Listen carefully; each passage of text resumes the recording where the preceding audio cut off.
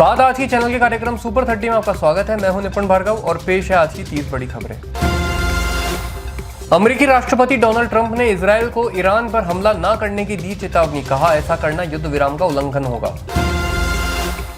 दिल्ली से पटना आ रही air India की फ्लाइट में पैसेंजर्स को लगे तेज झटके। झटकों से विमान में मची अफरा तफरी। पायलट ने स्थिति को संभाला और पैसेंजर से मांगी माफी।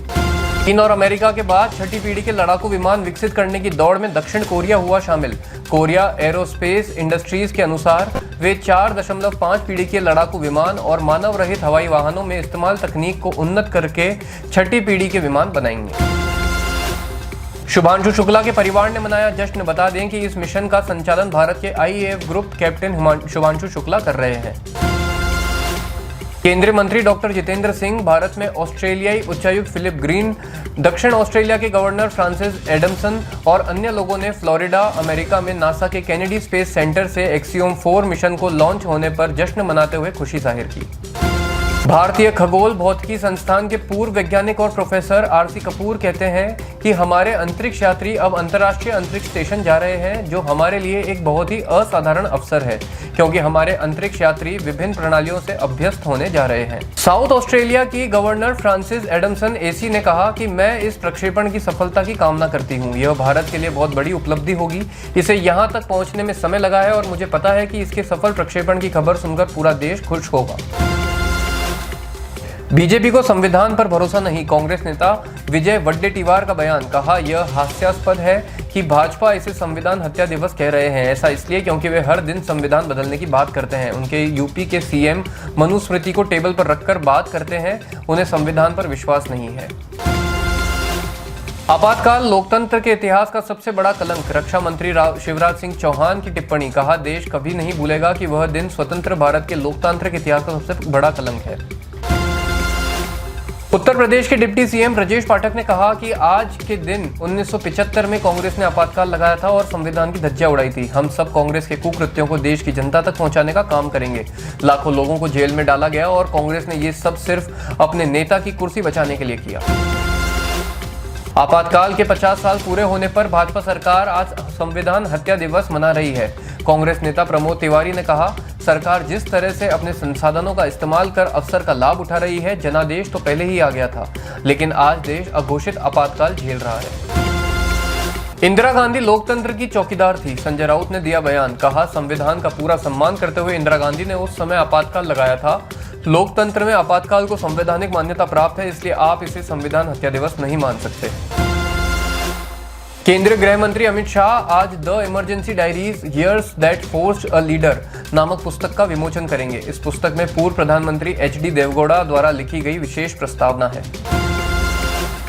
पीएम मोदी ने कहा, हम हर उस व्यक्ति को सलाम करते हैं जो आपातकाल के खिलाफ लड़ाई में दृढ़ रहे। ये पूरे भारत के लोग थे, सभी क्षेत्रों से, विभिन्न विचारधाराओं से, जिन्होंने एक लक्ष्य के साथ एक दूसरे के साथ मिलकर काम किया।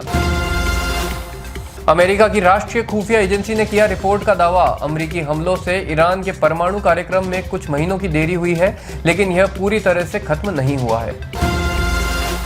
पीएफ निकासी में हुआ बड़ा बदलाव, 72 घंटे में निकाल सकेंगे 5 लाख रुपए। कर्मचारी भविष्य निधि संगठन ने इमरजेंसी या जरूरत के समय प्रोविडेंट फंड से एडवांस विड्रॉल की सीमा 1 लाख से बढ़ाकर 5 लाख की। लालू यादव एक बार फिर बने आरजेडी के राष्ट्रीय अध्यक्ष।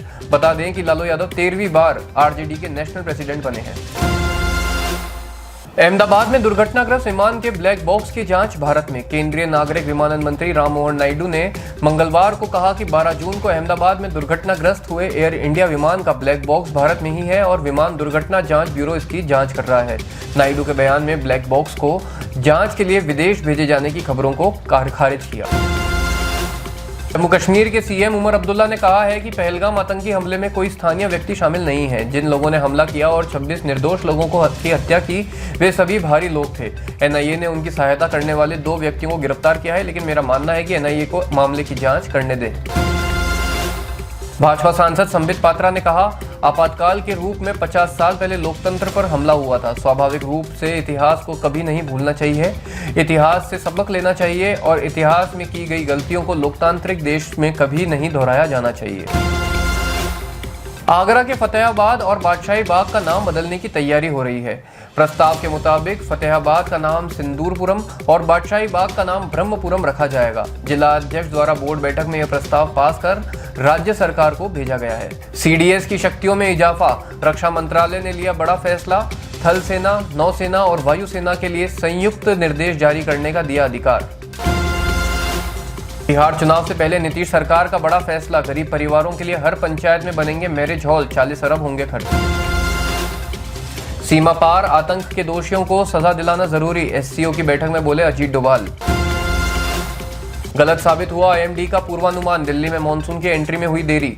दिल्ली इस साल अब तक मानसून से अछूता एकमात्र राज्य और केंद्र शासित प्रदेश रहा है।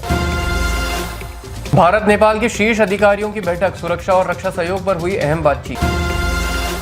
हिमाचल प्रदेश के सिरमौर जिले के एक सरकारी स्कूल में 24 छात्राओं का यौन उत्पीड़न करने के आरोप में एक शिक्षक को किया गिरफ्तार। बता दें कि गणित के शिक्षक को 3 दिन की पुलिस हिरासत में भेज दिया गया है और सेवा से निलंबित कर दिया गया है। कांग्रेस सांसद राहुल गांधी ने कहा, हर भारतीय के लिए गर्व का क्षण।